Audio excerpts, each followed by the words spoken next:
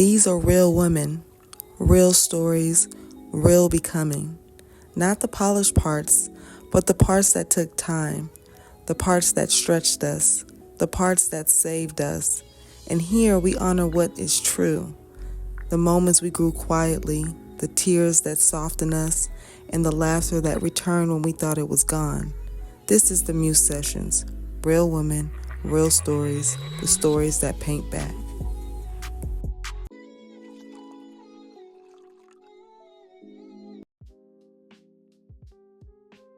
I am Dreeny Paine. I am from Seattle Naturals, the natural hair group in Seattle that is now a community group. And we also have Seattle Natural Wellness that focuses on the wellness of the Black community. And I am a Libra. I'm 37 minutes old. 37. Look, I didn't mess you up.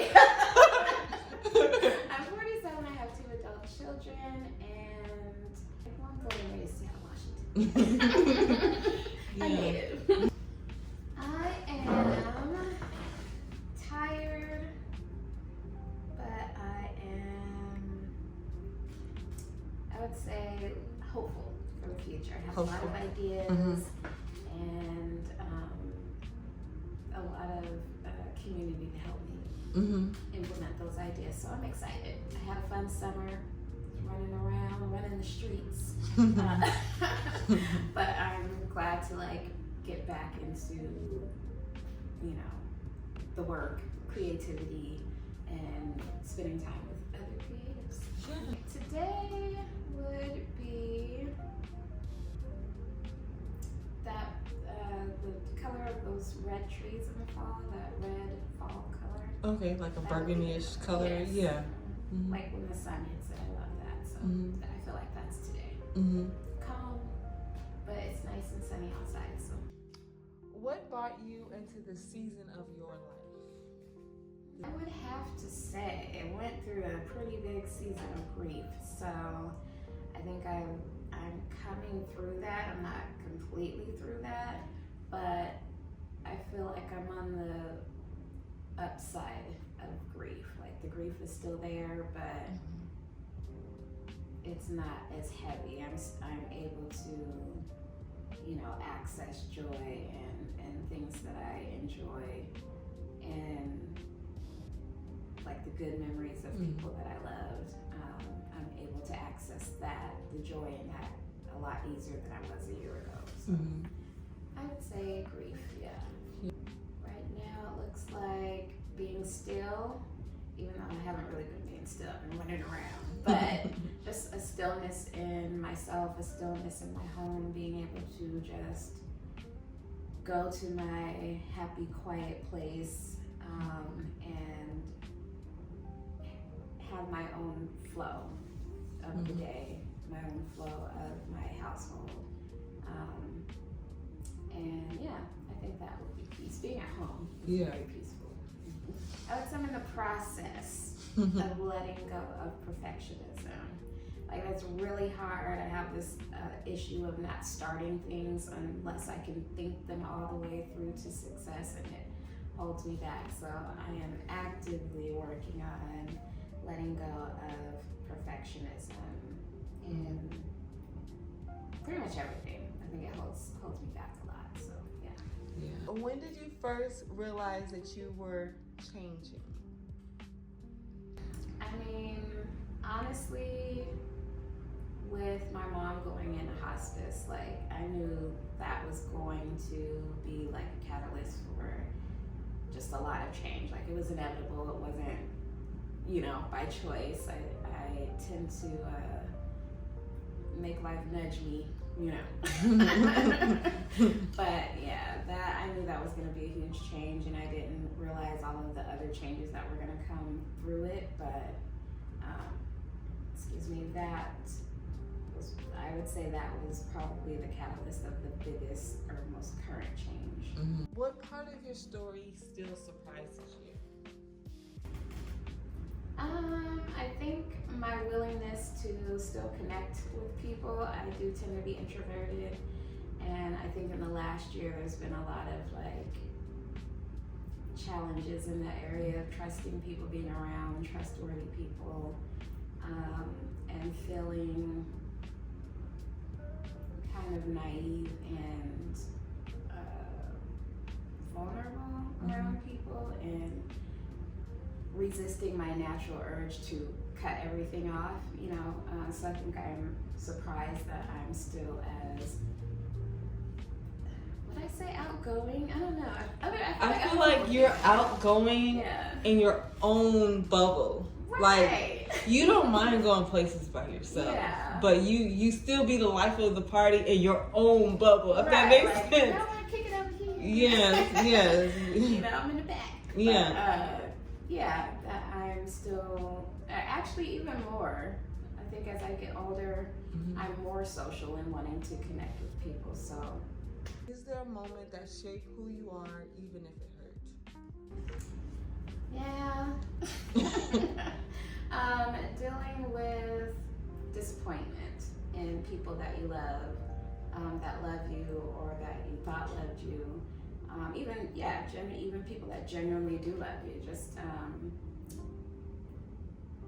dealing with, just the disappointment and knowing when to have grace and knowing when to go off. Balance. A little bit of balance. Who or what have you had to forgive to move forward? My parents. When your parents pass, like, there's a lot that is really important, you know, at before they pass, and you're just like feeling some type of way, you know, valid.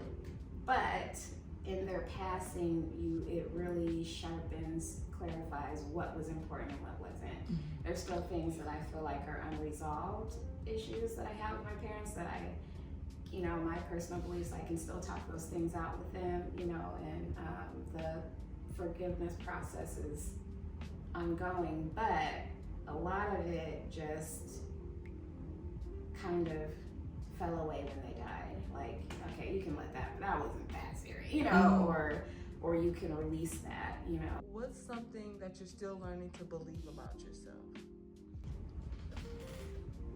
That I am as, I guess, confident or dynamic as other people perceive me to be. I don't always feel like that confident when people are like, who we look up to, you know. I sometimes, a lot of times, have a hard time connecting to that, because to me, I'm just being myself. So when people say that, I'm like, what did I do? You know, like, what exactly did I say, you know?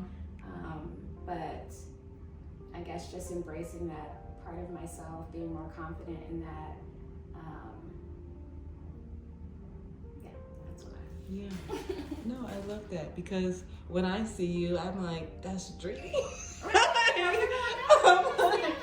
Yeah. And I love that I am perceived that way. Like, I'm being myself. I'm not trying to be anything, but it still just, I guess, surprises me. No, I understand. Especially when it's people that I admire, or that I feel are like more accomplished and have, you know, all these things going on, and I'm like, you know, so I'm like, okay, that's something for me to grow into. That's something for me to accept about myself and embrace that more. So. What's something that you had to unlearn to make room for joy? People pleasing. Being the people pleaser in my family, you know, as the younger sibling, you know, as a Libra, we tend to be even-tempered, and kind of always being the one to try to regulate the emotions of the room and my family and my relationships, and to my own detriment, not speaking up, you know, not wanting to rock the boat, you know, more than it's already rocking, you know.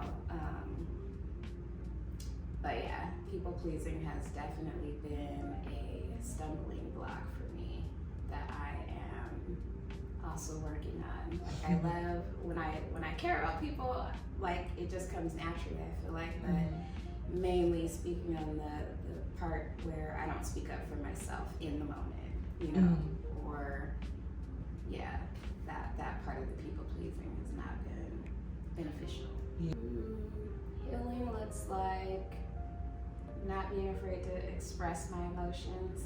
Like, yeah, the thought of crying, no, you know, but it also has been very healing, you know, with my parents and family members and stuff passing. Like, there ain't nothing else you can do, you know, but cry. So, getting more comfortable with expressing my emotions around people that care about me, that are there to, you know, support me, and not always having to be the okay one, the funny one, the one managing other people's, or trying to manage other people's emotions. So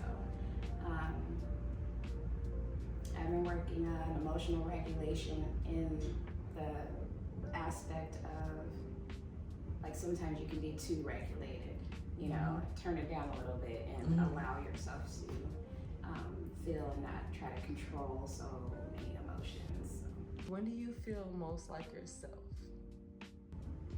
When I'm in my house with my bra off, it's terrible. Yeah, when I'm in my space, you know, at home just chilling with the cat, but also when I'm around people that I feel that we reflect well, like my siblings. Like, my siblings remind me of my parents. Like, my parents are still there in all of my siblings, so I feel myself a lot when I'm around my siblings. Oh. It's nice to see my dad laugh and my brothers. It's nice to, you know, hear my mom fussing at my sister. You know? Yeah, it's yeah. like, you know, those things. That's sweet. I can see that. Yeah. You know, you take for granted when they're here, but to see them is like miraculous. They're see still, them pop out. still there. Right. Or even I myself walking past the mirror and like, oh, that's what my my posture is like. My mom. Yeah. Yeah. You know? So yeah, being around family is number two. I like to be by myself. Yeah.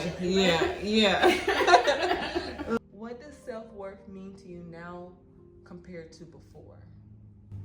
Self-worth means you value your needs, your feelings, as much, if not more, than you value others.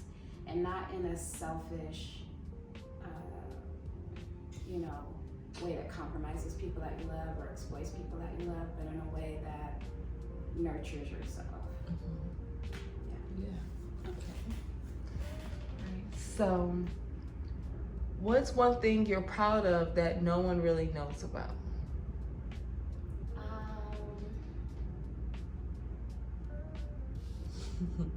Honestly, raising kids. I had my kids really young, and when you're in the moment, you're just doing what needs to be done, you know. And my kids are adults, you know, like paying their own bills, thank the Lord. But at 47, I think about myself at 17, and I appreciate myself, and I appreciate that journey more than I could when I was in it. Like, it's like, you know, people raise kids all the time, you know. It's like there was this narrative that all black girls just had babies and we was just, you know, this and that, and that wasn't the case, you know. It was like, but I had a lot of help, you know, family, church family, people that really loved me and my kids. But, you know, I was a single mom, and it's like, you know, ooh, I got through it, you know, but then when you have time to reflect, like, girl. That was a whole season. Right, right. So I have a lot of appreciation for my younger self of, you know, I don't want to say getting through that. I'm still a mom, and, you know, I don't want to make it sound like, I mean, it is hard work, though. Like, it's extremely hard work for someone who is an adult with a degree and a husband, and it's parenting is just a lot. But when I was looking at my kids at 17, like, okay, you did do that. Appreciate it. A little bit. Right, a little bit, you know. And thanks for moisturizing. Your younger self could see you now, what would she say?